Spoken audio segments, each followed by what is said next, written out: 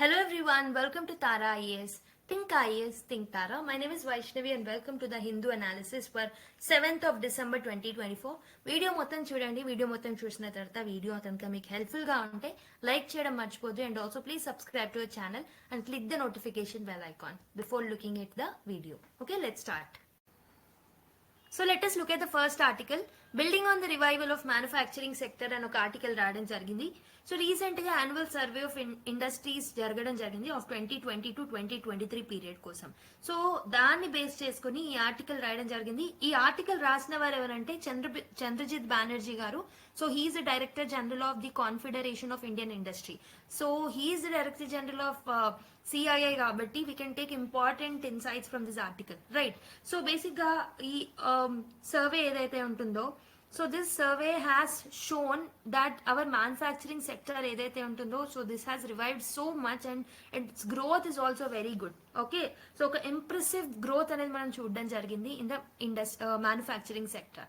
So main గా ఈ particular ASI లో ఏం చేస్తారు అంటే they will collect data from industries and factories. So basic గా 10 ఆర్ మోర్ వర్కర్స్ ఉన్నా ఇండస్ట్రీస్ ఏవైతే ఉంటాయో with power and electricity facilities ఉంటే వాళ్ళ నుంచి డేటా కలెక్ట్ చేస్తారు. లేదు పవర్ అండ్ ఎలక్ట్రిసిటీ లేదు అని అన్నప్పుడు 20 ఆర్ మోర్ వర్కర్స్ ఉన్న ఫ్యాక్టరీస్ ఆర్ ఇండస్ట్రీస్ నుంచి డేటా కలెక్ట్ చేసి యాన్యువల్ సర్వే ఆఫ్ ఇండస్ట్రీస్ ఏదైతే ఉంటుందో దానికి సంబంధించిన డేటాని ఇస్తారనమాట, పబ్లిష్ చేస్తారు. సో రీసెంట్ గా జరిగిన ఇండస్ట్రియల్ సర్వే ఏదైతే ఉంటుందో, so this has shown that there is a double digit growth in the manufacturing sector. 21.5% growth అనేది చూడడం జరిగింది. అండ్ రైటర్ ఈస్ అట్రిబ్యూటింగ్ ఈ గ్రోత్ రావడానికి one of the important reasons is production linked incentive scheme అని చెప్పేసి అంటున్నారు. Okay, so the ప్రస్తుతం ఉన్న గవర్నమెంట్ ఏంటంటే PLI స్కీమ్ ని ఇంక్రీజ్ చేసింది. Okay, in order to promote the industrial growth and the manufacturing sector growth. So it has bought a impressive and one of the important schemes that is this production linked incentive scheme అనమాట. Okay, so basic గా ఇక్కడ ఏంటంటే production targets అనేది ఇస్తారు industries కంటే. For example semi conductor industry ఉందనుకోండి, దానికి certain targets ఇస్తారు ఫర్ ప్రొడక్షన్. సో ఆ టార్గెట్స్ ని మీట్ అవుతే ఇంకొంచెం ఎక్స్పాండ్ చేయడానికి ప్రొడక్షన్ ని ఇన్సెంటివ్స్ ఇస్తారనమాట. సో అలా డిఫరెంట్ సెక్టార్స్ PLI కింద పనిచేస్తాయి. ఓకే, PLI కింద many sectors will work. So basic గా చూసుకుంటే మెనీ సెక్టార్ బెనిఫిట్ అయ్యాయి. అందులో according to ASI A industries ఎక్కువ బెనిఫిట్ అయ్యాయి అంటే mobile manufacturing, electronic manufacturing, automobile, textile, pharma sectors ఇవి చాలా గ్రోత్ చూడడం జరిగిందనమాట వీటిలలో. అండ్ ఈ PLI స్కీమ్ ద్వారా not only the growth but also exports అనేవి పెరిగాయి, జాబ్స్, ఎంప్లాయ్మెంట్ ఆపర్చునిటీస్ కొత్త వాళ్ళకు రావడం జరిగిందనమాట. ఓకే, సో ఇదంతా బాగానే జరుగుతుంది. కానీ what author is suggesting is what more can be done. Okay, ఇంకొంచెం మ్యానుఫ్యాక్చరింగ్ సెక్టర్ గ్రోత్ ని పెంచాలంటే ఇంకేం చేయొచ్చు అంటే we can expand the PLI scheme. Okay, ప్రస్తుతం మనం టెక్స్టైల్, ఫార్మా రంగంలో ఎక్కువగా, ఆటోమొబైల్ మ్యానుఫ్యాక్చరింగ్ వీటిలలో ఎక్కువ గ్రోత్ చూసాం కదా. PLI స్కీమ్ ని ఫర్నిచర్ కి, అపెరల్ కి, okay, and also footwear industries కి అండ్ ఆల్సో లెదర్ ఇండస్ట్రీస్ లాంటి వాటికి ఎక్స్పాండ్ చేయాలన్నమాట. అండ్ మెయిన్ గా ఏం చెప్తున్నారంటే సన్ రైజ్ ఇండస్ట్రీస్ ఏవైతే ఉంటాయో, okay, sunrise industries like aerospace, space and మిగతావి ఏవైతే ఏరోనాటిక్స్ కి సంబంధించినవి ఏవైతే ఉంటాయో అలాంటివన్నిటి మీద ఎక్కువగా ఇన్వెస్ట్మెంట్ అనేది పెంచాలి. ఓకే, ఇన్సెంటివ్స్ అనేవి ఇవ్వాలి ఈ సెక్టర్స్ లో కూడా. PLI అనేది ఎక్స్పాండ్ చేయాలి అని చెప్పేసి అంటున్నారు. ఓకే, సో బేసిక్ గా PLI ఏదైతే ఉంటుందో, so this has led to the contribution. Okay, production linked incentive scheme వల్ల మనకి GVA కాంట్రిబ్యూషన్ ఎంత వచ్చింది మ్యానుఫ్యాక్చరింగ్ సెక్టర్ నుంచి అంటే 7.3% వచ్చింది. సో ఇవన్నీ బాగానే ఉన్నాయి. ఒక సజెషన్ కూడా ఇచ్చారు ఎక్స్పాండ్ చేయమని. కానీ ప్రస్తుతం ఇంకేం ఛాలెంజెస్ ఉన్నాయి? ఓకే, PLI ఎక్స్పాండే కాకుండా ఇంకేం చేయొచ్చు? Okay, what are the concerns? ఒక కన్సర్న్ వచ్చేసి రీజనల్ ఇంబ్యాలెన్స్ అనమాట. సో గ్రోత్ అనేది వచ్చింది కరెక్టే, కానీ కొన్ని రీజన్స్ లో మాత్రం లార్జర్ గ్రోత్ చూసాం మ్యానుఫ్యాక్చరింగ్ సెక్టర్ లో, బట్ కొన్ని రీజన్స్ లో అంత గ్రోత్ మనం చూడలేదు. For example Maharashtra, Gujarat, Tamil Nadu, Karnataka and UP ఈ 5 స్టేట్స్ 54% మ్యానుఫ్యాక్చరింగ్ సెక్టర్ లో ఉన్న ప్రొడక్షన్ కి సపోర్ట్ చేస్తున్నాయి. అంటే 54% ఈ 5 స్టేట్స్ నుంచే వస్తున్నాయి. మిగతా 46% ఏదైతే ఉంటుందో మిగతా స్టేట్స్ నుంచి వస్తున్నాయి. అంటే 5 states are contributing more to the country. ఇలా కొన్ని స్టేట్స్ ఎక్కువగా కాంట్రిబ్యూట్ చేస్తే so that is not not good. So ఎందుకు మనకి రీజనల్ డివైడ్ అనేది ఉండకూడదు. Okay, so every state has to perform well, right? So ఆ పర్టికులర్ ప్రొవిజన్స్ ఏవైతే ఉంటాయో ప్రతి స్టేట్ లో, ఏదైతే స్టేట్ మంచిగా పర్ఫార్మ్ చేయట్లేదో అలాంటి స్టేట్ లో ఈ మహారాష్ట్ర, గుజరాత్, తమిళనాడు, కర్ణాటక, యూపీలో తీసుకొచ్చిన స్కీమ్స్ అండ్ పాలసీస్ లాంటివి ఇంప్లిమెంట్ చేయొచ్చు. Okay, we can take the best practices from the states and implement in the states wear under performance is noted. Okay, and 55% ఈ 5 స్టేట్స్ నుంచే మనకి ఎంప్లాయ్మెంట్ కాంట్రిబ్యూషన్ అనేది వస్తుంది, మెయిన్గా మ్యానుఫ్యాక్చరింగ్ సెక్టర్ నుంచి. Another important thing that the author has pointed out is women అన్నమాట. Women participation కూడా చాలా తక్కువ ఉంది. అండ్ ఆల్సో రీసెంట్ గా ఒక డేటా మెన్షన్ చేశారు ఆథర్. సో రీసెంట్ గా World Bank South Asian Development Update ద్వారా చెప్పింది ఏంటంటే, ఒకవేళ ఇండియా మ్యానుఫ్యాక్చరింగ్ సెక్టర్ లో ఉమెన్ పార్టిసిపేషన్ పెరిగినా, ఉమెన్ వర్క్ ఫోర్స్ ఎక్కువగా పెరిగినా 9% గ్రోత్ రేట్ చూస్తామంట మ్యానుఫ్యాక్చరింగ్ సెక్టర్ లో. సో ఉమెన్ ఎందుకు పార్టిసిపేట్ చేయట్లేదు? లాట్ ఆఫ్ రీజన్స్ మనకు తెలిసిందే. ప్యాట్రియార్కీ అనేది ఉంటుంది. Okay, there is something called as glass ceiling effect అంటాం అనమాట.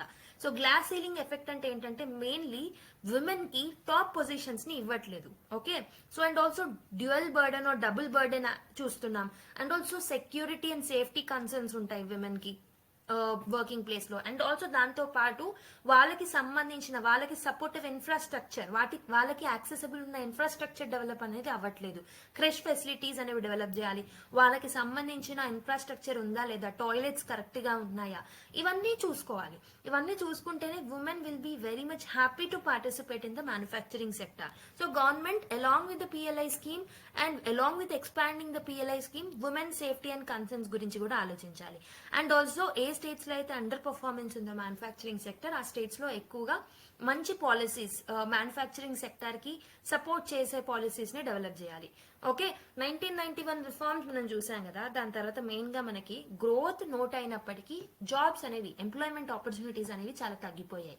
We have noted the jobless growth. So jobless growth కి one of the very very important suggestions that we can give if you're writing an answer. What is the important suggestion that you can give in order to tackle the jobless growth అంటే, labour intensive sectors ని మనము develop చేయాలి. Labour intensive sectors అనేవి మనకి manufacturing sectors లో ఎక్కువగా ఉంటాయి. కాబట్టి PLI స్కీమ్ గురించి మీరు అక్కడ మెన్షన్ చేయొచ్చు. PLI స్కీమ్ ని ఎక్స్పాండ్ చేయాలి. ఉమెన్ సేఫ్టీ కన్సర్న్స్ ని దృష్టిలో పెట్టుకోవాలి. ఈజ్ ఆఫ్ డూయింగ్ బిజినెస్ ని ఇంప్రూవ్ చేయాలి. ఓకే, లేబర్ లాస్ ని ప్రాపర్ గా ఇంప్లిమెంట్ చేయాలి. ఓకే, అండ్ రీజనల్ డివైడ్ లేకుండా చూసుకోవాలి. అన్ని స్టేట్స్ కి ఈక్వల్ గా ఇన్వెస్ట్మెంట్స్ అట్రాక్ట్ చేసేలాగా పాలసీస్ అండ్ స్కీమ్స్ అనేవి తీసుకురావాలి. So these are the suggestions that you can give in order to improve the manufacturing sector. Okay, so let's read the article in more detail. So అసలు manufacturing sector ఎందుకు important, what is it significance అంటే, first one is economic growth. So it will contribute almost 17 to 18% of the GDP and also 25% కి పెరిగే chances ఉంది by 2025. So this is a key driver of industrialisation and urbanisation also. And also ఇంతకుముందు నేను చెప్పినట్టు employment generation. Okay, MSMEs ఏవైతే ఉన్నాయో they play crucial role in providing 60 million jobs. Okay, both skilled and unskilled labour కి కూడా jobs అనేవి manufacturing sector ఇస్తుంది. Export అనేది పెరుగుతుంది, ఎక్స్పోర్ట్ కాంపిటెంటివ్నెస్ అనేది పెరుగుతుంది, ఇంపోర్ట్ డిపెండెన్సీ అనేది తగ్గుతుంది. రైట్, మనం సెల్ఫ్ రిలయంట్ అవుతాం. So that is nothing but ఆత్మ నిర్భర్ భారత్ ఇనిషియేటివ్ ద్వారా మనం డొమెస్టిక్ ప్రొడక్షన్ క్యాపబిలిటీస్ ఏవైతే పెంచాలనుకుంటున్నామో, so that can be possible through manufacturing sector. Next, technological advancement. So it will promote innovation. Okay, we can actually adopt advanced technologies like artificial intelligence, robotics, automation. ఇవన్నిటిని కూడా మనము encourage చేయొచ్చు. So this is the significance of manufacturing sector. So మరి ఏం challenges ఉన్నాయి manufacturing sector లో అంటే, ఎక్కువగా ఇంపోర్ట్స్ చేసుకుంటున్నాం. మెయిన్ గా రా మెటీరియల్ డిపెండెన్సీ ఎక్కువగా ఉంది. ఓకే, ఇన్ఫ్రాస్ట్రక్చర్ బాగాలేదు, లాజిస్టిక్స్. సో మ్యానుఫ్యాక్చరింగ్ సెక్టర్ ని ఇంప్రూవ్ చేయాలంటే ఇన్ఫ్రాస్ట్రక్చర్ డెవలప్మెంట్ కూడా అవసరం. Mainly transportation infrastructure, power supply and other logistics. Okay, so next skill gaps. Skilled workforce ని they have to get aligned with the industrial needs. Okay, skills అనేది పెంపొందించాలి workers లో. And regulatory bottlenecks. So ease of doing business లేదు, ఎక్కువ regulations అనేవి ఉంటాయి, licensing and all other works లో, environmental regulations and all. Okay, వాటిని కొంచెం ఈజీ చేయాలన్నమాట. Okay, so that should be an ease to the regulations that are kept on the manufacturing sector. Regional imbalance, only few states బాగా perform చేస్తున్నాయి and other states are not performing well. Okay, MSME support బాగుండట్లేదు. So mainly credit access వాళ్ళకి చాలా తక్కువ ఉంది. They are excluded from some of the important government incentives also. So these are some of the issues that you can quote with respect to manufacturing sector. So writer has highlighted about the PLI scheme కాబట్టి let's see what is PLI. So PLI అంటే production linked incentive schemes అన్నమాట. So basic గా ఏం లేదు, మీ production targets ఏవైతే ఉంటాయో కొన్ని particular sectors లో అవి మీట్ అయినచో government will give you more incentives to boost your productivity. Okay, so దాన్ని మనం ప్రొడక్షన్ లింక్డ్ ఇన్సెంటివ్ స్కీమ్స్ అని అంటాం అనమాట. మెయిన్లీ 14 ప్రయారిటీ సెక్టార్స్ ని ఇది కవర్ చేస్తుంది, like electronics, automobiles, pharmaceuticals and also textiles. And it will encourage foreign direct investments also. Okay, and performance based financial incentives ఇస్తారనమాట. Basic గా దీన్ని 2020లో లాంచ్ చేశాం under Atmanirbhar Bharat Abhiyan. Okay, domestic manufacturing ని, exports ని promote చేస్తుంది అండ్ ఆల్సో ఎంప్లాయ్మెంట్ జనరేషన్ కి కూడా help చేస్తుంది స్కీమ్. ఓకే, సో ఈ పిఎల్ఐ స్కీమ్ అనేది how it has helped for the manufacturing revival అని అంటే mainly GVA contribution and output అనేది పెరిగింది అనమాట. మ్యానుఫ్యాక్చరింగ్ అవుట్పుట్ 21% పెరిగింది and GVA by 7.3%. So PLI scheme almost 58% of the total manufacturing output కి help చేసింది, which is a very impressive contribution, right. And sector specific growth మెయిన్గా electronics, automobiles, chemicals, pharma, okay, ఇవన్నీ ఏంటంటే ఎక్కువగా benefit అయ్యాయి. Job creation అనేది జరిగింది, employment opportunities పెరిగాయి, ఎక్స్పోర్ట్ కాంపిటేటివ్నెస్, ఓకే, ఎక్స్పోర్ట్స్ అనేవి పెరిగాయి అండ్ ఇంపోర్ట్ డిపెండెన్సీ అనేది తగ్గింది. డొమెస్టిక్ ఇన్వెస్ట్మెంట్ అండ్ ఎఫ్డిఐ అనేది ఫారెన్ డైరెక్ట్ ఇన్వెస్ట్మెంట్స్ ని ఈజీగా అట్రాక్ట్ చేయగలిగాం because of this scheme. And post covid కూడా ఈజీగా మనం రివైవ్ అవ్వగలిగాం only because of the PLI scheme అని చెప్పొచ్చు. So what should be the way forward? Okay, how can we improve PLI scheme further అంటే expand the coverage. ఆల్రెడీ చెప్పాను దాని యొక్క PLI scheme expansion అనేది important, including like emerging sectors like high potential sectors like aerospace, space technology, sunrise industries, artificial intelligence, వీటిలలో PLI scheme ని include చేయాలన్నమాట. MSMEs ని కూడా ఇంక్లూడ్ చేయడానికి ట్రై చేయాలి. రీజనల్ ఇంబ్యాలెన్సెస్ ని తగ్గించాలి సో దట్ ఈక్విటబుల్ గ్రోత్ అనేది ఉంటుంది. Green manufacturing like sustainable practices, eco friendly technologies ఏవైతే ఉంటాయో వాటి మీద పిఎల్ఐ స్కీమ్ అనేది ఎక్కువగా ఫోకస్ చేయాలన్నమాట. అండ్ రీసెర్చ్ అండ్ ఇన్నోవేషన్ మీద కూడా ఎక్కువగా పిఎల్ఐ స్కీమ్ ని ఇన్వెస్ట్ చేసినట్టయితే so this will help in improving the technologies further and simplify the regulations that are there. Okay, so faster approvals will help gaining more investments. ఓకేనా, ease of doing business ని improve చేయాలి. సో manufacturing సెక్టర్లో ఎలా improvement తీసుకురావచ్చు అంటే first of all industrial corridors లో ఎక్కువగా ఇన్వెస్ట్ చేయొచ్చు, లాజిస్టిక్ హబ్స్ ని క్రియేట్ చేయొచ్చు, అన్ఇంటరప్టెడ్ పవర్ సప్లై అనేది ఉండాలన్నమాట. స్కిల్ డెవలప్మెంట్ అనేది very very important in order to meet the manufacturing requirements. Okay, labour laws, land reforms అనేవి important. Okay, and also regional growth కి కూడా each state has to come up with its own policies. Women participation పెంచాలి, already చెప్పాను వాళ్ళ participation పెరిగితే 9% they can contribute to the manufacturing according to World Bank estimates. And also exports మీద ఎక్కువగా focus చేయాలి. Import dependency ఏదైతే ఉంటుందో దానికి సబ్స్టిట్యూట్ గా ఏమైనా తీసుకొస్తే బాగుంటుందని ఆలోచించాలి. అండ్ ఇండస్ట్రీ 4.0 ఏదైతే ఉంటుందో దాంట్లో ఉన్న టెక్నాలజీస్ ని యూజ్ చేసుకున్నట్టయితే mainly emerging technologies like artificial intelligence, blockchain technology, okay, and మిగతావి ఏవైతే ఉన్నాయో అవన్నిటిని మనం ఇంక్లూడ్ చేసుకున్నట్టయితే manufacturing sector will help to get more growth అనమాట in the future. Okay, so based on the discussions that we have done, so let's solve this question. India aspires to become a global manufacturing hub. We know that. Okay, so this is just a statement. Question enti? Analyze the key challenges which are hindering the manufacturing sector. So first part ఏంటంటే manufacturing sector ని hinder చేసే challenges ఏంటి. So మరి introduction ఎలా రాయాలి అని అంటే why not you can quote ASI report. Okay, so recently ASI report was released. Okay, so based on the report that was given by ASI, so it has seen an impressive growth with a double-digit growth rate and చెప్పేసి you can write the data. However, there are certain challenges which are hindering the manufacturing sector అని చెప్పేసి మీరు అక్కడ రాసి దాని తర్వాత you can come to the body part కి వచ్చి ఛాలెంజెస్ ని రాయొచ్చు. ఛాలెంజెస్ ఏమేమి చెప్పాను, ఉమెన్ పార్టిసిపేషన్ తక్కువగా ఉంది. Okay, so you can quote that women participation World Bank report ప్రకారం ఉమెన్ పార్టిసిపేషన్ ఉంటే we can see more than 9% of like more than 5 to 6% of around 9% of growth rate అని చెప్పేసి రాయొచ్చు. Next regional divide, so regional divide చూసుకుంటే according to the same ASI report ప్రకారమే only 5 states are contributing more to the manufacturing sector and even for the employment. Okay, so that what we can do అంటే what we can do అనేది measures లో రాయొచ్చు. So this is one of the challenge, regional divide అనేది ఉంది.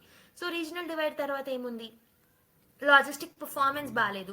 So you can quote ఇక్కడ logistic index అనేది ఉంటుంది, దాన్ని కోట్ చేయొచ్చు in order to substantiate your point. And ఇంకేముంటాయి ప్రాబ్లమ్స్, సో లేబర్ లాస్ అనేవి ప్రాపర్ గా ఇంప్లిమెంట్ చేయట్లేదు, ల్యాండ్ రిఫార్మ్స్ అనేవి సక్సెస్ఫుల్ కాలేవు. Okay, with in the manufacturing sectors also few sectors are having a very growth rate. Okay, so but few sectors are not performing well. So దాని గురించి మీరు mention చేయొచ్చు. So these are the challenges. మరి ఏం measures ఏం తీసుకోవచ్చు, women friendly policies ని encourage చేయొచ్చు.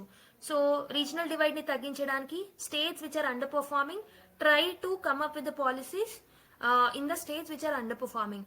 అండ్ దాని తర్వాత ఇంకేం చేయొచ్చు, లేబర్ లాస్ ఏవైతే ఉన్నాయో, రిఫార్మ్స్ ఏవైతే ఉన్నాయో అవి ప్రాపర్ గా ఇంప్లిమెంట్ అవుతున్నాయో లేదా చూసుకోవచ్చు. Okay, and also logistical challenges ని మీట్ అవ్వడానికి ఇన్ఫ్రాస్ట్రక్చర్ డెవలప్మెంట్ అనేది చేయొచ్చు. Okay, come up with more innovation, MSMEs కి సపోర్ట్ అందించవచ్చు.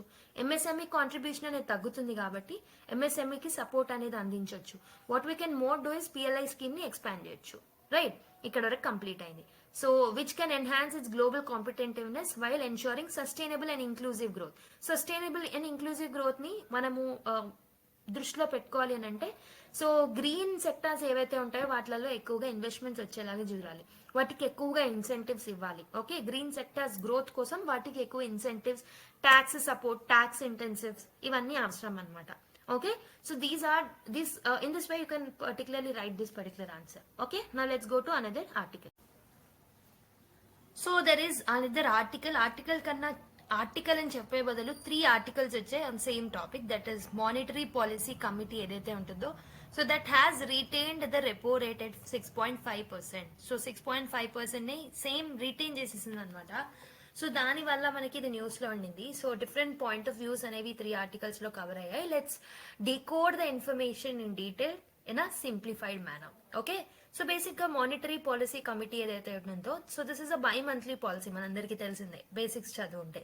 ఓకే, సో ఏంటంటే it has retain by monthly పాలసీలో భాగంగా MPC తీసుకొచ్చిన థింగ్స్ ఏవైతే ఉన్నాయి, టూల్స్ ఏవైతే ఉన్నాయో దాంట్లో రెపో రేట్ ఏదైతే ఉంటుందో 6.5% దగ్గరే రిటైన్ చేయడం జరిగింది అనమాట. సో ఇది ఎందుకు 6.5% దగ్గరే ఎందుకు పెట్టింది అని అంటే, in order to balance between the growth and the inflation. Okay, so basic గా మనకి టార్గెట్ ఇన్ఫ్లేషన్ ఎంత, 4 ± 2 ఉండాలన్నమాట. అంటే 2 to 6% కి మధ్యలోనే మనకి ఇన్ఫ్లేషన్ ఉంటే that can be treated as a good to economy. ఒకవేళ 2 కన్నా తక్కువ ఉంటే ప్రాబ్లమే, 6 కన్నా ఎక్కువ ఉన్న ప్రాబ్లమే. ఓకే, అండ్ ఆల్సో ఇంకొక ఇంపార్టెంట్ థింగ్ MPC డెసిషన్ ఏం తీసుకుంది అని అంటే CRR, that is cash reserve ratio ఏదైతే ఉంటుందో దాన్ని 4% కి తగ్గించడం జరిగింది. అంటే 50 basis points of CRR was reduced. ఎందుకు ఇలా రెడ్యూస్ చేసింది అనే నెక్స్ట్ స్లైడ్ లో చెప్తాను. దానికన్నా ముందు let's see. Okay, let's see more details. So MPC ఏదైతే ఉంటుందో that is monetary policy committee. So this is actually done by RBI. Okay, RBI దీన్ని ఎందుకు తీసుకొస్తుంది, సో ఎప్పుడైతే ఇన్ఫ్లేషన్ ఉంటుందో దాన్ని కంట్రోల్ చేయడానికి, and also on the other hand growth is also another target, but primary target of RBI will always be controlling inflation. Okay, so RBI mandates MPC to manage the liquidity in the market. ఒకవేళ ఎక్కువ liquidity ఉంటే, ఎక్కువ liquidity అంటే ఏంటి, ఎక్కువగా money అనేది public లో ఉంటే ఇన్ఫ్లేషన్ అనేది పెరుగుతుంది. ఎందుకు పెరుగుతుంది, ఓకే, ఎక్కువ మనీ మీ దగ్గర ఉన్నప్పుడు మీరు ఎక్కువ ఖర్చు చేయాలనుకుంటారు. సో ఇది మీ ఇండివిజువల్ టర్మ్స్ లో చూసుకుంటే, బట్ మొత్తం మ్యాక్రో ఎకానమిక్ ఇండికేటర్స్ మీరు చూసుకొని ఉంటే హై లిక్విడిటీ మార్కెట్ లో మొత్తం అందరి దగ్గర ఎక్కువ మనీ ఉన్నప్పుడు ఎక్కువ కొనాలని చూస్తారు. ఎక్కువ కొనాలన్నప్పుడు డిమాండ్ పెరుగుతుంది, డిమాండ్ పెరిగితే ధరలు కూడా పెరుగుతాయి, ఇన్ఫ్లేషన్ అనేది పెరుగుతుంది.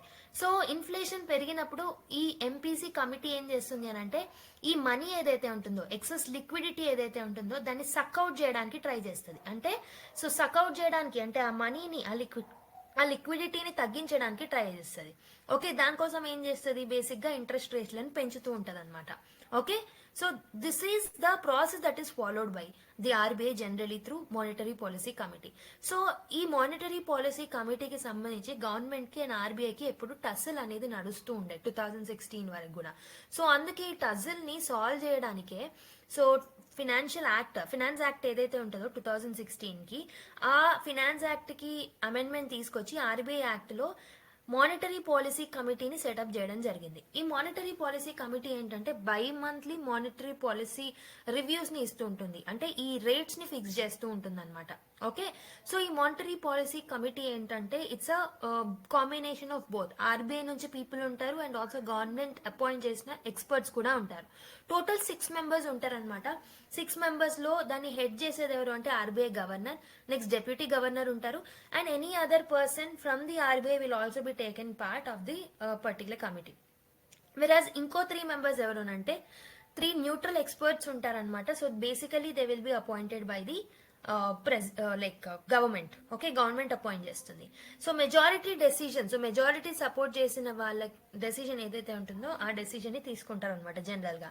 But if there is a tie break, ఎవరి ఓట్ అనేది మోర్ వాల్యుబుల్ అంటే ఆర్బీఐ గవర్నర్ యొక్క role will be more. Okay, to actually a tie break ni solve cheyadaniki RBI governor will have an additional vote, okay, if necessary.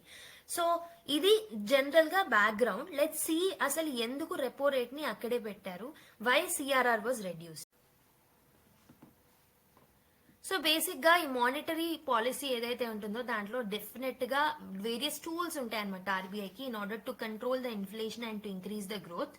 Okay, one such tool is repo rate. Okay, repo rate ని అక్కడే 6.5% లో పెట్టడం జరిగింది అని చూసాం. So repo rate అంటే ఏంటి?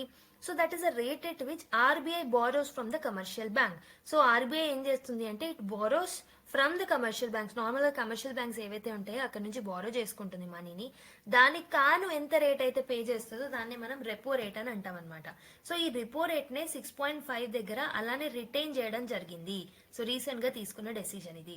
And CRR అంటే ఏంటి? సిఆర్ఆర్ ని 50 బేసిస్ పాయింట్స్ కి తగ్గించడం జరిగింది కదా. So first of all CRR అంటే ఏంటంటే it's a cash reserve ratio. అంటే it is a percentage of cash in reserves as against the bank total deposits. For example bank దగ్గర టోటల్ డిపాజిట్స్ ఎన్ని ఉన్నాయో, ఫర్ ఎగ్జాంపుల్ 100 రూపీస్ ఉందనుకోండి, CRR 4% అనుకోండి. So 4% అంటే ఎంత? 100 లో 4 రూపీస్. ఈ 4 రూపీస్ ని ఆర్బీఐ దగ్గర బ్యాంక్ పెట్టాల్సి ఉంటుంది అనమాట. Okay, out of the total deposits. So CRR ఎంత పర్సెంట్ అయి ఉంటుందో అంత పర్సెంట్ అమౌంట్ ని ఆర్బీఐ దగ్గర పెడుతుంది. ఎందుకు? In the time of bankruptcy జరిగినప్పుడన్నా లేకపోతే ఏదైనా నీడ్ లో ఉన్నప్పుడల్లా ఆ అమౌంట్ ని తర్వాత యూజ్ చేసుకోవచ్చు. Okay, so that is CRR basically. So ఈ సిఆర్ఆర్ ని తగ్గించడం జరిగింది, వెరాజ్ రెపో రేట్ ని రిటైన్ చేయడం జరిగింది. సో బేసికలీ ఎక్కడ ప్రాబ్లం స్టార్ట్ అయింది అని అంటే, సో ప్రాబ్లం అనేది ఎందుకు స్టార్ట్ అయింది అని చెప్పేదానికన్నా ముందు let me tell you how repo rate increase. ఒకవేళ రెపో రేట్ ని ఇంక్రీజ్ చేస్తే ఏమవుతుందో చూద్దాం. సో రెపో రేట్ ని ఇంక్రీజ్ చేసామనుకోండి, సో రెపో రేట్ ని ఇంక్రీజ్ చేసినప్పుడు బ్యాంక్స్ ఏమనుకుంటాయి, ఓకే ఆర్బీఐ దగ్గర మనం ఎక్కువ మనీ పెడితే ఎక్కువగా మనకి ఇంట్రెస్ట్ వస్తుంది, అంటే రెపో రేట్ ద్వారా మనకి ఎక్కువగా ఇంట్రెస్ట్ అమౌంట్ వస్తుంది కాబట్టి మనం పబ్లిక్ ఇచ్చే బదులు ఆర్బీఐ దగ్గరనే ఎక్కువ డిపాజిట్ చేద్దాం అనుకుంటాయి కమర్షియల్ బ్యాంక్స్. సో అలా డిపాజిట్ చేస్తాయి. డిపాజిట్ చేసినప్పుడు బ్యాంక్స్ దగ్గర మనీ అనేది తగ్గిపోతుంది. ఓకే, మనీ అనేది తగ్గిపోయినప్పుడు ప్రజలకి ఇచ్చే ఈ లోన్స్ అనేవి కూడా తగ్గిపోతాయి. ప్రజలకి ఇచ్చే లోన్స్ తగ్గిపోయినప్పుడు ప్రజల చేతిలో ఎక్కువ లిక్విడిటీ అనేది ఉండదు, అమౌంట్ అనేది ఉండదు. అప్పుడు వాళ్ళు ఎక్కువగా కొనాలనుకోరు. మనీ అనేది చేతిలో తక్కువ ఉంటే ఎక్కువగా వృధా ఖర్చులు చేయనప్పుడు ఏమవుతుంది, డిమాండ్ తగ్గి ఇన్ఫ్లేషన్ అనేది కంట్రోల్ అవుతుంది. Okay, so this is how. ఒకవేళ ఇన్ఫ్లేషన్ పెరిగితే రెపో రేట్ ద్వారా మనం ఇన్ఫ్లేషన్ ఎలా కంట్రోల్ చేస్తామంటే రెపో రేట్ ని బేసిక్ గా ఇంక్రీజ్ చేస్తాం. So that commercial banks will have more deposits in the RBI, so that they will have less liquidity with them to give it to the public. Public దగ్గర ఎక్కువ liquidity లేకపోవడం వల్ల demand అనేది తగ్గి inflation అనేది control అవుతుంది. So this is how monetary policy committee manages through repo rate. Okay, వెరాజ్ on the other hand ఈ రెపో రేట్ ని పెంచినప్పుడు ఓకే గ్రోత్ అనేది తగ్గుతుంది అనమాట. For example RBI inflation target కాకుండా గ్రోత్ మీద ఎక్కువ ధ్యాస పెట్టింది అనుకోండి, గ్రోత్ ని అనుకుంది అనుకోండి. గ్రోత్ పెరగాలి అని అంటే పబ్లిక్ దగ్గర ఎక్కువ అమౌంట్ ఉండాలి, లిక్విడిటీ అనేది ఉండాలి. లిక్విడిటీ ఉంటే వాళ్ళు ఎక్కువ ఇన్వెస్ట్ చేస్తారు. ఇన్వెస్ట్ చేసినప్పుడు ఎక్కువ ప్రొడక్షన్ అవుతుంది. ఎక్కువ ప్రొడక్షన్ అవుతే గ్రోత్ ఆటోమేటిక్ గా వస్తుంది. సో గ్రోత్ పెంచాలి అంటే మాత్రం సో రెపో రేట్ ని తగ్గించాలన్నమాట. సో రెపో రేట్ ని తగ్గిస్తే ఇన్వెస్ట్మెంట్స్ పెరుగుతాయి, గ్రోత్ కూడా పెరుగుతుంది.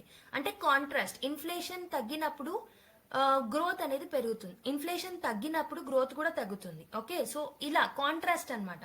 సో రెపో రేట్ ని పెంచితే ఇన్ఫ్లేషన్ ని తగ్గించవచ్చు, రెపో రేట్ ని తగ్గిస్తే గ్రోత్ ని పెంచొచ్చు. కానీ రెండు ఒకేసారి చేయలేము ఒక్కొక్కసారి. కాబట్టి ఆర్బీఐ దగ్గర రెపో రేటే కాకుండా డిఫరెంట్ టైప్ ఆఫ్ టూల్స్ ఉంటాయి. Okay, so not only repo rate, reverse repo rate ఉంటుంది, బ్యాంక్ రేట్ ఉంటుంది, ఎస్ఎల్ఆర్ ఉంటుంది, సిఆర్ఆర్ ఉంటుంది, ఇలా డిఫరెంట్ టూల్స్ అనేవి ఉంటాయి. Okay, even qualitative rules and tools కూడా ఉంటాయి అన్నమాట. ఓకే, సో బేసిక్ గా ఇప్పుడు ప్రాబ్లం ఏంటంటే, సో ఇన్ఫ్లేషన్ అనేది లాస్ట్ ఫ్యూ మంత్స్ నుంచి చూసుకుంటే ఇట్ ఈస్ అట్ 6.2% అనమాట, which is very high. Already చూసాం ఈ రెపో రేట్ ఎంత ఉండాలి, ఇన్ఫ్లేషన్ టార్గెట్ ఎంత, 2 నుంచి 6 వరకు ఉంటే so that can be treated as a good one. 6 కన్నా పెరుగుతుంది అని అంటే ఇన్ఫ్లేషన్ పెరుగుతుంది అని అర్థం. ఎందుకు పెరిగింది మరి రీసెంట్ గా 6.2% ఎందుకు పెరిగింది అని అంటే because of the food prices అనేవి ఎక్కువగా పెరుగుతున్నాయి. ఎందుకు అంటే because of disasters, monsoon delays, climate change issues, వీటన్నిటి వల్ల ఇన్ఫ్లేషన్ అనేది పెరుగుతుంది, mainly because of the food prices అనమాట. Okay, on the other hand growth కూడా తగ్గుతుంది. సో గ్రోత్ మనం ఏం ఎస్టిమేట్ చేసామంటే 7% దగ్గర సెకండ్ క్వార్టర్ లో ఉంటుంది. సో ఈ ఇయర్ లో సెకండ్ క్వార్టర్ లో 7% గ్రోత్ రేట్ ఉంటుందేమో అని మనం అనుకున్నాం. కానీ ఇట్ ఈస్ ఓన్లీ 5.4%. ఎక్స్పెక్ట్ చేసిన దానికన్నా చాలా తక్కువ ఉంది. ఒకవైపు గ్రోత్ తక్కువ ఉంది, ఒకవైపు ఇన్ఫ్లేషన్ ఎక్కువ ఉంది. సో దీన్నే మనం స్టాగ్ఫ్లేషన్ అంటాం అనమాట. So this is very dangerous to economy. So normal గా పొలిటికల్ పార్టీస్ యొక్క మోటివ్ ఏముంటుంది, ఇన్ఫ్లేషన్ గురించి కన్నా ఎక్కువగా గ్రోత్ గురించి వాళ్ళు ఎక్కువగా ఆలోచిస్తారు. గ్రోత్ గురించి ఎక్కువ ఆలోచించడం వల్ల ఏమవుతుందంటే government is putting pressure on the RBI that మీరు రెపో రేట్ ఏదైతే ఉంటుందో రెపో రేట్ ని తగ్గించండి. రెపో రేట్ ని తగ్గిస్తే ప్రజల్లోకి ఎక్కువ లిక్విడిటీ వచ్చి గ్రోత్ అనేది పెరుగుతుంది. ఓకే, సో పొలిటికల్ మోటివ్స్ తో వాళ్ళు ఆర్బీఐ మీద ప్రెషర్ పెడతారు and political leaders and all others have thought that ఈసారి రెపో రేట్ అనేది తగ్గుతుందేమో అని. కానీ రెపో రేట్ ని తగ్గించలేదు, it has retained at the same place. Okay, so basic గా రెపో రేట్ ని తగ్గించలేదు కాబట్టి సో బేసిక్ గా ఏమవుతుంది, గ్రోత్ కన్నా ఇన్ఫ్లేషన్ ఈజ్ ఇంపార్టెంట్ అని చెప్పేసి ఆర్బీఐ అనుకుంటుంది.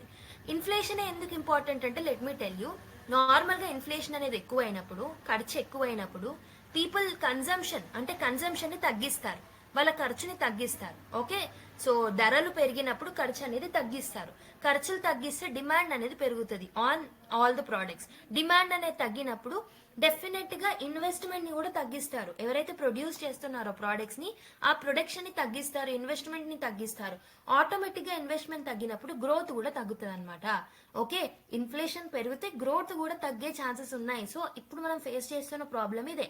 సో ఈ ఆర్బీఐ ఏమనుకుంది అని అంటే సిఆర్ఆర్ ని అంతే హైగానే రెపో రేట్ ని అంతే ఉంచుదాం, కానీ we are facing another problem that is growth ని కంట్రోల్ చేయడానికి, అంటే గ్రోత్ ని పెంచడానికి లిక్విడిటీ క్రంచ్ అనేది నడుస్తుంది మార్కెట్ లో. అంటే లిక్విడిటీ షార్టేజ్ అనేది ఉంది. సో లిక్విడిటీ షార్టేజ్ ని అడ్రస్ చేయడానికి ఇంకోవైపు సిఆర్ఆర్ అనే టూల్ ని యూజ్ చేసుకుందాం. సిఆర్ఆర్ టూల్ ని ఎలా యూజ్ చేసుకుంటారు మరి? సో బేసిక్ గా సిఆర్ఆర్ అంటే ఏంటని చెప్పాను, కమర్షియల్ బ్యాంక్ ఎంతైతే మనీని ఎంతైతే లిక్విడిటీని ఆర్బీఐ దగ్గర పెడతాయో దాన్నే మనము సిఆర్ఆర్ అని అంటాం. ఎక్కువ మనీ పెట్టాయనుకోండి, ఎక్కువ లిక్విడిటీ పెట్టాయనుకోండి, లోన్స్ ఇవ్వడం కష్టం అవుతుంది. సో సిఆర్ఆర్ ని తగ్గించామనుకోండి, అప్పుడు తక్కువ అమౌంట్ ఆర్బీఐ దగ్గర పెడతాం. తక్కువ అమౌంట్ ఆర్బీఐ దగ్గర పెడితే బ్యాంక్ దగ్గర ఎక్కువ లిక్విడిటీ ఉండి ఎక్కువ లోన్స్ అనేది ఇస్తుంది అనమాట. సో అందుకే ఒకవైపు ఏమో రెపో రేట్ ని రిటైన్ చేసి ఇంకోవైపు లిక్విడిటీ క్రంచ్ ని అడ్రస్ చేయడానికి సిఆర్ఆర్ ని తగ్గించామన్నమాట. I hope you have understood the whole story. Okay, so and also ఇంకొకటి ఏం చెప్పిందంటే RBI has revised the estimates of the growth. So normal గా ఈ ఇయర్ లో 7.2% గ్రోత్ రేట్ ఉంటుంది అని చెప్పింది, but it has revised it's estimates to 6.6%. అంటే గ్రోత్ అనేది తగ్గుతుంది అండ్ ఇన్ఫ్లేషన్ కూడా ఎక్కువగానే ఉంది. So this is basically the stagnation phase. Okay, stagflation అంటాం దీన్నే. So RBI is navigating a dual challenge of high inflation and slowing economic growth. దీన్ని మనం స్టాగ్ఫ్లేషన్ అంటాం. మానిటరీ పాలసీ కమిటీ ఏం చేసింది, రెపో రేట్ ని 6.5% దగ్గరే పెట్టింది. సో ఇది 11th టైం అనమాట, 11th కాన్సిక్యూటివ్ టైం 6.5 దగ్గరనే అలానే రిటైన్ చేయడం 11th టైం అనమాట. Okay, basically this is a cautious approach to balance inflation control and growth recovery. ఒకవైపు గ్రోత్ రికవరీ చేయాలనుకుంటున్నారు త్రూ సిఆర్ఆర్ అండ్ ఇంకోవైపు ఇన్ఫ్లేషన్ ని కంట్రోల్ చేయాలనుకుంటున్నారు through repo rate. Okay, so ఇంకేం ఛాలెంజెస్ ఉన్నాయి? ఇన్ఫ్లేషనరీ ప్రెషర్ ఉంది అని చెప్పాను. సో రీటైల్ ఇన్ఫ్లేషన్ ఎంత ఉంది అని అంటే అక్టోబర్లో 6.2% ఉంది అనమాట. ఓకే, బట్ మనకు తెలిసిందే RBI target is +or-4. Okay, 4 +or-2. But మనం చూసుకుంటే టార్గెట్ కి మించిన ఇన్ఫ్లేషన్ అనేది నడుస్తుంది. So that is one challenge. ఎందుకు అంటే food inflation mainly geopolitical uncertainties వల్ల, supply side constraints like monsoon delays అవ్వడం, మాన్సూన్స్ ఎక్కువ ఉండడం, డిజాస్టర్స్ రావడం, వీటి వల్ల సప్లై సైడ్ కాన్స్టెంట్స్ అనేవి చూసాం. And impact on house holds చూసుకుంటే ఇన్ఫ్లేషన్ అనేది ఎక్కువగా పెరిగినప్పుడు సో డిస్పోజబుల్ ఇన్కమ్ అంటే ఖర్చు పెట్టే ఇన్కమ్ ఏదైతే ఉంటుందో ప్రజల దగ్గర అది తగ్గుతుంది. అది తగ్గినప్పుడు హౌస్ హోల్డ్ స్పెండింగ్ అనేది తగ్గుతుంది. హౌస్ హోల్డ్ స్పెండింగ్ అనేది తగ్గినప్పుడు డెఫినెట్ గా ప్రైవేట్ కన్జంప్షన్ తగ్గుతుంది. ప్రైవేట్ కన్జంప్షన్ తగ్గినప్పుడు ఏమవుతుంది, అగైన్ డిమాండ్ డిక్రీజెస్, గ్రోత్ అనేది మళ్ళీ తగ్గుతుంది. బేసికలీ సో హౌస్ హోల్డ్స్ వల్ల అంటే హౌస్ హోల్డ్స్ మీద ఇంపాక్ట్ ఉండడం వల్ల గ్రోత్ కూడా తగ్గుతుంది అనమాట. So next one is GDP growth. GDP growth కూడా తగ్గడం జరిగింది. It has reduced the consumer spending as well. Investment reluctance ఎందుకు అని అంటే డిమాండ్ తక్కువ ఉండడం వల్ల ఇన్వెస్ట్మెంట్స్ పెట్టడానికి కూడా companies are feeling hesitant. Liquidity constraints, so people దగ్గర ఎక్కువ లిక్విడిటీ అనేది కూడా లేదనమాట. Liquidity crunch and liquidity shortage ని మనం ఫేస్ చేస్తున్నాం. సో ఇప్పుడు ఆర్బీఐ తీసుకున్న డెసిషన్ ఏంటి, ఫస్ట్ థింగ్ ఏంటంటే రెపో రేట్ ని 6.5% దగ్గరనే పెట్టడం in order to control the inflationary pressure. Inflation targeting ఎంత, emphasis on aligning inflation with 4% కి తగ్గించాలని అనుకుంటుంది. So this will be helpful in sustainable growth. And other one is liquidity crunch shortage ఏదైతే ఉంటుందో దాన్ని బ్యాలెన్స్ చేయడానికి, దాన్ని తగ్గించడానికి, ఆ లిక్విడిటీ క్రంచ్ ఏర్పడకుండా ఉండడానికి సో ఈ సిఆర్ఆర్ ఏదైతే ఉంటుందో దాన్ని 50 బేసిస్ పాయింట్స్ కి తగ్గించడం జరిగింది. So that has retained at 4%. Okay, interest rate ceilings అనేది కూడా ఏర్పాటు చేసింది. It has enhanced the ceiling for the foreign currency non-resident deposits to attract foreign capital. Foreign capital ni okay attract cheyadaniki it has kept the ceilings on the interest rates. Okay, growth rate కి సంబంధించి it has revised it's estimates. So financial year 25 కి it has down graded it's growth rate estimated to 6.6%. Initial గా 7.2% growth ఉంటుంది 2025 లో అని అనింది, but it has decreased it's estimates. RBI expects a recovery of in the second half of the financial year 2025. So second half of this financial year 2025 లో 6.9 నుంచి 7.3 వరకు growth rate ఉంటుంది అని చెప్పింది. And for the 2025 inflation projection ఏదైతే ఉంటుందో ఇంతకు ముందు 4.5% ఉండొచ్చు అని చెప్పింది, but it has raised inflation projection to 4.8% against 4.5% which it has given earlier. So what is needed is a balance between growth and inflation. So inflation concerns ఏమున్నాయి, supply side disruptions ఉన్నాయి, like adverse weather ఏదైతే ఉంటుందో food production మీద effect అనేది చూపెడుతుంది. And global political tensions ఏవైతే ఉన్నాయో ఇవి కూడా కమోడిటీ ప్రైసెస్ మీద ఎక్కువగా ఇంపాక్ట్ అనేది చూపెడుతున్నాయి అనమాట. ఓకే, సో హెడ్లైన్ ఇన్ఫ్లేషన్ ని కంట్రోల్ చేద్దామని ఆర్బీఐ టార్గెట్ పెట్టుకుంటుంది, which includes the food inflation basically. And growth challenges ఏమున్నాయి, వీక్ కన్సంప్షన్, డిమాండ్ అనేది తక్కువ ఉంది, ప్రైవేట్ ఇన్వెస్ట్మెంట్ తగ్గిపోయాయి. Okay, which has slowed down the economic recovery. Manufacturing growth అనేది కూడా subdued due to poor sales growth and high inflation. Inflation వల్ల growth ఎలా effect అవుతుంది అనేది కూడా నేను చూపెట్టాను మీకు.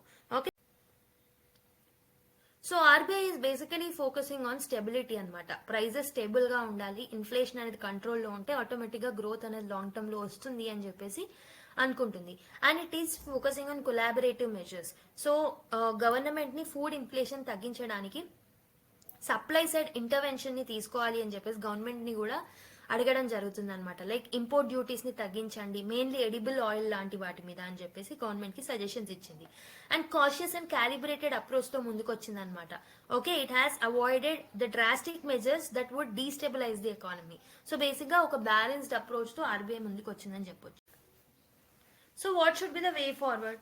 సో ఇన్ఫ్లేషన్ కంట్రోల్ చేయడానికి సప్లై సైడ్ ఇంటర్వెన్షన్ కావాలి. మెయిన్ గా సప్లై సైడ్ మెజర్స్ అనేవి గవర్నమెంటే తీసుకోగలుగుతుంది. అగ్రికల్చర్ రెసిలియన్స్ ని, అగ్రికల్చర్ ప్రాక్టీసెస్ లో చేంజెస్ అనేవి తీసుకురావాలి. Okay, climate smart agriculture, weather resilient agriculture practices ని పెంచాలి. ఓకే, క్లైమేట్ రిలేటెడ్ డిస్రప్షన్స్ నుంచి ఎఫెక్ట్ కాకుండా. గ్రోత్ రివైవల్ కోసం మ్యానుఫ్యాక్చరింగ్ సెక్టర్స్ లాంటి వాటిల్లో, ఎంఎస్ఎంఈస్ లో డెఫినెట్ గా ఇన్వెస్ట్మెంట్ అనేది అవసరం. కన్జంప్షన్ ని కూడా సపోర్ట్ చేయాలి, లైక్ క్యాష్ ట్రాన్స్ఫర్స్ ఇవ్వచ్చు గవర్నమెంట్. ఓకే, ఎంప్లాయ్మెంట్ ప్రోగ్రామ్స్ ద్వారా అర్బన్ కన్జంప్షన్ ని బూస్ట్ చేయొచ్చు అండ్ ఈవెన్ రూరల్ కన్జంప్షన్ ని బూస్ట్ చేయొచ్చు through cash transfers. So which will help in increasing the demand from the people side. So demand పెరిగితే definite గా investment పెరుగుతుంది, investment పెరిగితే growth కూడా పెరుగుతుంది. Okay, so next one is for liquidity management. RBI has to ensure adequate liquidity in the banking system. Okay, credit flow అనేది బాగుండేలాగా foreign investments ని attract చేయాలి. So which will help in stabilising the currency flows అనమాట. Okay, and collaborative physical monetary effects అనేవి అవసరం. So physical policy and monetary policy should align with each other so that supply side వల్ల వచ్చే inflation ని కూడా control చేయొచ్చు. And it need to coordinate with government to align with the physical policy with the inflation targeting. Okay, so that is what I have already told you. So there is another article with respect to public health గురించి అనమాట. So basically this is one of the interesting articles అని చెప్పొచ్చు. ఎందుకంటే it was comparing the Bombay plague. Okay, colonial టైంలో వచ్చిన Bombay plague and how colonial rule has handled this particular plague. Okay, దాన్ని and ఇప్పుడు recent గా వచ్చిన కోవిడ్ పాండమిక్ ఏదైతే ఉంటుందో దాన్ని కొంచెం కంపేర్ చేస్తూ చెప్పడం జరిగింది అనమాట. ఓకే, బేసిక్ గా బాంబే ప్లేగ్ ఏదైతే ఉంటుందో so it has come in 1896 to 1899 మధ్యలో రావడం జరిగింది. ఓకే, సో ఇదేంటంటే బేసిక్ గా మనకి సౌత్ ఏషియన్ ట్రేడ్ రూట్స్ ద్వారా ఇండియాకి ఎంటర్ అవ్వడం జరిగింది అనమాట ఈ బాంబే ప్లేగ్ అనేది. సో దీనివల్ల hundreds and thousands of deaths అనేవి రిజిస్టర్ అయ్యాయి. సో దీన్ని ట్యాకిల్ చేయడానికి కలోనియల్ టైంలో British has taken the steps వాటిని అండ్ ఇప్పుడు వాటిని కంపేర్ చేస్తూ ఒక ఇంట్రెస్టింగ్ ఆర్టికల్ రైటర్ టేకప్ చేయడం జరిగింది. Let's see that. So Bombay plague ఏదైతే ఉంటుందో ఫస్ట్ థింగ్ ఏంటంటే దానివల్ల first thing human impact. First of all let's see what is the impact. Okay, Bombay plague వల్ల ఎలా సొసైటీ హ్యూమన్ మీద ఎలా ఇంపాక్ట్ పడింది, ఎకానమిక్ ఇంపాక్ట్ ఎలా పడిందో చూద్దాం. సో మెయిన్ గా చాలా మంది చనిపోవడం జరిగింది, థౌజండ్స్ ఆఫ్ లైఫ్ డెత్స్ అనేవి మనం చూడడం జరిగింది అనమాట. పానిక్, పీపుల్ మధ్యలో పానిక్ క్రియేట్ అయింది అండ్ మాస్ మైగ్రేషన్స్ మెయిన్ గా రూరల్ ఏరియాస్ కి రివర్స్ మైగ్రేషన్ అనేది సిటీస్ నుంచి రూరల్ ఏరియాస్ కి రావడం చూసాం. ఈవెన్ కోవిడ్ పాండమిక్ టైంలో many migrant labourers, migrant workers, migrant people, even skilled workers కూడా they have come back to the rural areas, right? So lower income groups suffered disproportionately ఎందుకనంటే poor sanitation and also health care కి వాళ్ళకి out of pocket expenditure ఎక్కువ అవడం వల్ల కూడా so they have faced a lot. So this is how human got impacted. Economic impact చూసుకుంటే trade and commerce effect అయింది. Okay, and also labour shortages చూడడం జరిగింది మెయిన్లీ ప్లేగ్ ఎఫెక్టెడ్ ఏరియాస్ లో. Economic stagnation అనేది రికార్డ్ అవ్వడం జరిగింది అనమాట because of the quarantine and mobility restrictions వల్ల. Even same with the corona కదా, కరోనాలో we have seen the downward trend in the economy, right? And social impact కూడా జరిగింది. పూర్ లివింగ్ కండిషన్స్ ఎవరైతే ఉన్నారో అండ్ మార్జినలైజ్డ్ గ్రూప్స్ ఎవరైతే ఉన్నారో they became more vulnerable to these diseases. So this is how it is impacting the society of that particular time. So what was the colonial approach to tackle this అంటే first thing ఏంటంటే plague commission ని appoint చేశారు. So 1898 లో this was headed by Fraser, TR Fraser. So basic గా ఈ కమిటీని ఎందుకు తీసుకొచ్చారు అంటే to studies the sources of transmission, ఎక్కడి నుంచి ట్రాన్స్మిట్ అవుతుంది and what should be the approach to contain it. Okay, so వీటిని స్టడీ చేయడానికి ఒక కమిషన్ ని ఏర్పాటు చేయడం జరిగింది. సో బేసిక్ గా కలోనియల్ గవర్నమెంట్ ఫాలో అయిన అప్రోచ్ చూసుకుంటే one is top down approach అనమాట. Strict control and strict surveillance అనేది చేయడం జరిగింది mainly on the people. Okay, they were not concentrating on the community health. Community participation ni encourage చేయలేదు. They were putting a lot of surveillance. Okay, ఉన్నదాన్ని ఎలా control చేయాలి అనే దానికన్నా so ఆ డిసీజ్ కన్నా ఎక్కువగా control was on the people మీద రెస్ట్రిక్షన్స్ ఎక్కువగా పోస్ట్ చేయడం జరిగింది అనమాట. Okay, they were ensuring that discipline and mobility restrictions అనేవి ఉన్నాయా లేదా చూస్తున్నారు కానీ ఆ సోర్స్ ఏంటి, ఆ సోర్స్ ని ఎలా కట్ డౌన్ చేయాలన్న దాని మీద ఎక్కువగా కాన్సన్ట్రేట్ చేయలేదు. And more focus was in surveillance and mapping. So mapping అనేది చేయడం జరిగింది, ఎక్కడ ఎఫెక్ట్ అయ్యాయని, ఎక్కడ ఆ ఇన్ఫెక్షన్ అనేది ఎక్కువగా స్ప్రెడ్ అయిందని, రైల్వేసా, పోర్ట్సా, ఇన్స్పెక్షన్ పాయింట్స్ అనేవి డిఫరెంట్ ఏరియాస్ లో పెట్టడం జరిగింది అనమాట. సో డేటా బేసిక్ గా డిసీజ్ కంట్రోలింగ్ కోసం కాకుండా పాపులేషన్ ని కంట్రోల్ చేయడానికి ఈ డేటాని ఎక్కువగా యూజ్ చేసుకోవడం జరిగింది అనమాట. ఓకే, మెయిన్ గా మీరు అబ్జర్వ్ చేసినట్టయితే సో ఇక్కడ డిసీజ్ కంట్రోల్ కన్నా ఎక్కువగా more focus and more restrictions was kept in the normal people, common people మీద ఎక్కువ రెస్ట్రిక్షన్స్ అనేది పెట్టడం జరిగింది అనమాట. Mainly coercive health policies like quarantines, even COVID-19 pandemic లో మనము క్వారంటైన్స్ ని చూసాం. ఎవాక్యుయేషన్స్ కూడా చాలా ఫోర్సిబుల్ గా ఉండేవి, ఐసోలేషన్ క్యాంప్స్ అనేవి ఉండడం జరిగింది.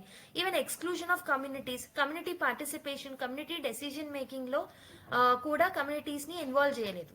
So they were not actually following the bottom up approach, they were following the top down approach anamata.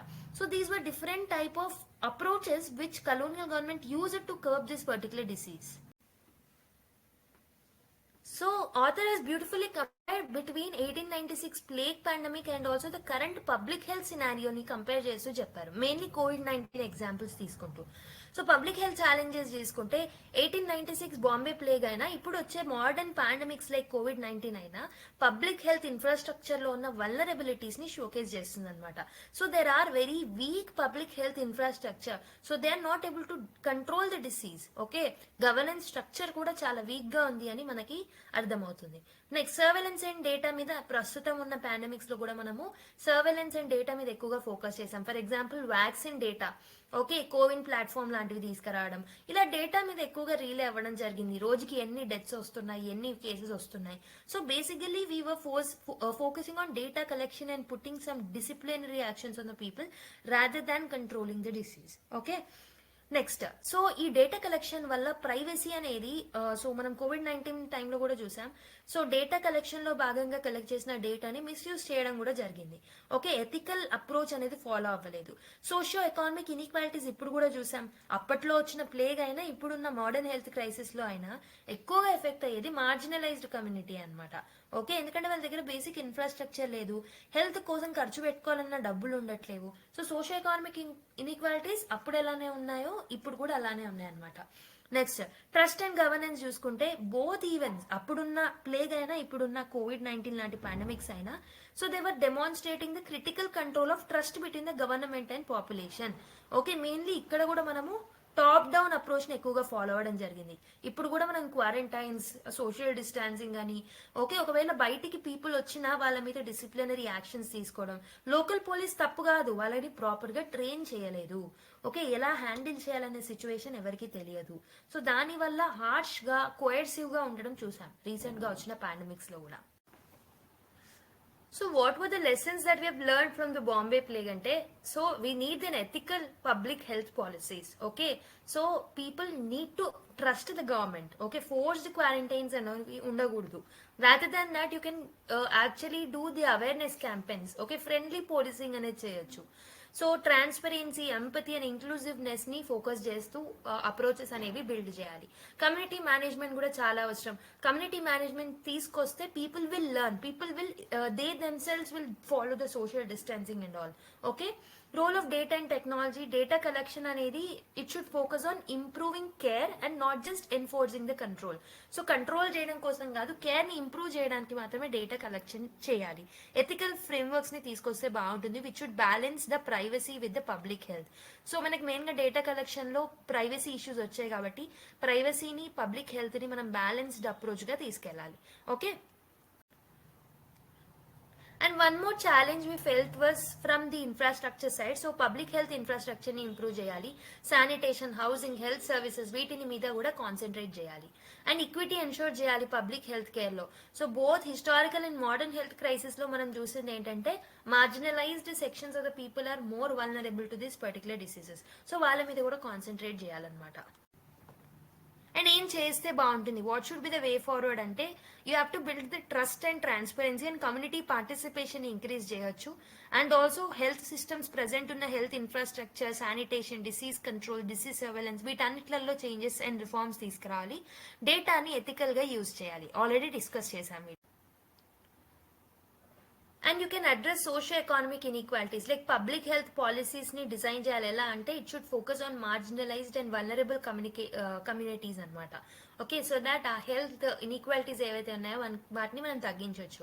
Collaborative governance అవసరం. So instead of top to bottom approach we have to focus on bottom up approach అనమాట. Local governments has to play the greater role and community participation is something which is needed. Participation from other sectors like civil society, private sector and government is necessary. Mugguru, all the people support is necessary in order to control this particular pandemics and endemics. Okay, so that was about that article. So next article is about silica scars అని ఒక article రావడం జరిగింది. So basically what is silicosis? Silicosis అనేది ఒక lung disease అనమాట. మెయిన్గా silica డస్ట్కి long term exposure అనేది జరిగినప్పుడు మనకి క్రోనిక్ లంగ్ డిసీజెస్ వస్తుంది. దాన్ని మనం సిలికాసిస్ అని అంటాం అనమాట. మెయిన్లీ మైనింగ్ అండ్ కన్స్ట్రక్షన్ సెక్టర్స్లో పనిచేసే వాళ్ళలో ఎక్కువగా ఈ డిసీజ్ అనేది వస్తుంది అనమాట. మెయిన్లీ ఆ పర్టికులర్ సిలికా పార్టికల్స్ ఏవైతే ఉంటాయో లంగ్స్లో లాడ్జ్ అయ్యి it will impair the functioning of the lungs and also it may result into irreversible damage. Lungs అనేవి టోటల్ గా ఫెయిల్ అయ్యే ఛాన్సెస్ ఉంటాయి అన్నమాట. So what is the extent of the problem అంటే 1999లో ICMR, that is Indian council of medical research ఏదైతే ఉందో, so it has estimated that around 8 మిలియన్ల workers అంటే ఆల్మోస్ట్ 80 lakh పీపుల్ ఎవరైతే ఉంటారో so they are exposed to silica dust. And ఈ particular data అనేది it is increased with mining expansions అనమాట. Okay, millions of workers ని అండ్ ఆల్సో యంగ్ ఇండివిజువల్స్ ఎవరైతే దీంట్లో వర్క్ చేస్తున్నారో వాళ్ళని కూడా ఈ పర్టికులర్ డిసీజ్ అనేది ఎఫెక్ట్ చేసింది. Okay, so mainly in resource frontier states with poor health care and labour protections, అంటే ఎక్కడైతే హెల్త్ కేర్ ప్రొటెక్షన్ ప్రాపర్గా లేదు అండ్ లేబర్ ప్రొటెక్షన్కి సంబంధించి అడిక్వేట్ మెజర్స్ తీసుకోలేరో అలాంటి రీజన్స్లో అండ్ అలాంటి స్టేట్స్లో ఎక్కువగా ఈ ప్రాబ్లం అనేది తరచుగా చూస్తున్నాం. సో ఏం చేసి ఈ పర్టికులర్ సిలికాసిస్ ని ట్యాకిల్ చేయొచ్చు అంటే legal enforcement, strengthen the legal enforcement.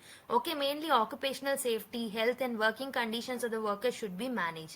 Okay okay, penalties impose చేయాలి if there is a non complaints and states failing to enforce the health and safety guidelines should be penalized anamata.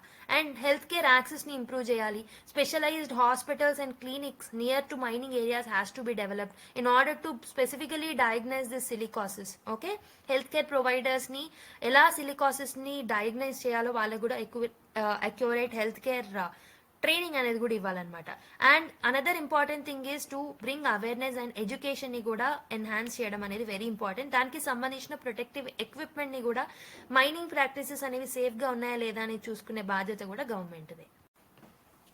And also proper data, centralise database ని కూడా manage చేయాల్సి ఉంటుంది, build చేయాల్సి ఉంటుంది in order to track the silicosis cases and also to monitor the progress. Okay, ఎంత progress అయ్యారు, ఏదైనా తగ్గిందా లేదా అనేది కూడా ప్రాపర్ మానిటరింగ్ అనేది జరగాలన్నమాట. Okay, and also mainly targeted intervention కోసం ఈ డేటాని యూజ్ చేసుకోవచ్చు. అండ్ క్లైమేట్ జస్టిస్ తో అలైన్ చేసుకోవాలన్నమాట. మెయిన్లీ మైనింగ్ ప్రాక్టీసెస్ అనేవి సస్టైనబుల్ గా ఉండేలా చూసుకోవాలి so that it will ensure the worker safety as well as environmental protection ని దృష్టిలో పెట్టుకుని మైనింగ్ ప్రాక్టీసెస్ అనేవి చేపట్టాలి. And use India's global advocacy for climate change in order to push this particular labour reforms. Okay, domestic గా కూడా labour reforms global ఎలా అయితే తీసుకొస్తామో వాటిని మనం పుష్ చేయొచ్చు ఇండియాలో. Okay, so these kind of measures that can be taken. So based on the discussion and let's solve some one question on silicosis. So this is a prelims question anamata. So which of the following are causes of silicosis? Prolonged exposure to silica dust. So this is the statement 1. Statement 2, working in mining and quarrying industry. Statement 3, exposure to asbestos fibers. Fourth one is construction activities involving stone cutting and grinding. So you have to select the correct answer from the codes given below. 1, 9, 3, 1, 2 and 4, 2 and 4, 1, 2 and 4, like 1, 2, 3, 4. Try cheyandi. So I hope you people have tried it. The right answer is 1, 2 and 4 anamata. So already చెప్పాను silicosis is nothing but, so if you have the prolonged exposure to the silica dust, it will may damage your lungs anamata. So that will result in silicosis. So statement 1 is correct. And the next one is, so working in mining and quarrying industries వల్ల silicosis వస్తుంది అని చెప్పాను. And asbestos fibres వల్ల రాదు, silica dust వల్ల వస్తుంది కాబట్టి third option ని మనం ఎలిమినేట్ చేయొచ్చు. So fourth one is construction activities వల్ల కూడా సిలికాసిస్ వస్తుంది అంటే this is right. Okay, so 1 to 4 that is option B is the right answer for this particular question. So ఒక చిన్న ఆర్టికల్ రావడం జరిగింది అబౌట్ డాలరైజేషన్. సో ఏంటంటే నో ప్లాన్స్ ఫర్ డీడాలరైజేషన్ అని చెప్పేసి మనకి ఆర్బీఐ గవర్నర్ చెప్పడం జరిగింది అనమాట. So RBI governor says that BRICS currency ఏదైతే ఉంటుందో, so this is just an idea that we have discussed. ఏంటంటే one of the member of the block ఎవరైతే ఉంటారో they have told about this particular decision but no decision have been taken so far. Okay, his remarks assume significance in the context of Donald Trump's threat to slap 100% tariff. So basically, Donald Trump ఏం చేద్దాం అనుకున్నాడు, so de-dollarisation measures ఏదైనా country తీసుకుంటే వాళ్ళ మీద మేము 100% tariff ని విధిస్తామని చెప్పేసి ఎక్స్లో ఒక స్టేట్మెంట్ ఇవ్వడం జరిగింది, మీకు తెలుసుంటే లాస్ట్ క్లాసెస్ విన్న వాళ్ళకి అది తెలిసే ఉంటుంది. సో ప్రీవియస్ క్లాసెస్లో నేను డీడాలరైజేషన్ అంటే ఏంటి, డీడాలరైజేషన్ అనేది ఎలాంటి థ్రెట్స్ని ఒక కంట్రీకి ఇంపోజ్ చేస్తుంది అనేది క్లియర్గా డిస్కస్ చేశాను. ఎవరైనా ప్రీవియస్ సెషన్స్ని చూడని వాళ్ళు ఉంటే చూడొచ్చు. సో అదనమాట, this is the last article that we have picked up from today's news paper. I hope so you have enjoyed today's video. So with lot of interesting and important information for your exam point of view. If you feel that this analysis was helpful to you, okay, you can click the like button and also please subscribe to our channel and click the notification bell icon so that you'll get updated with all the content that we upload in the future.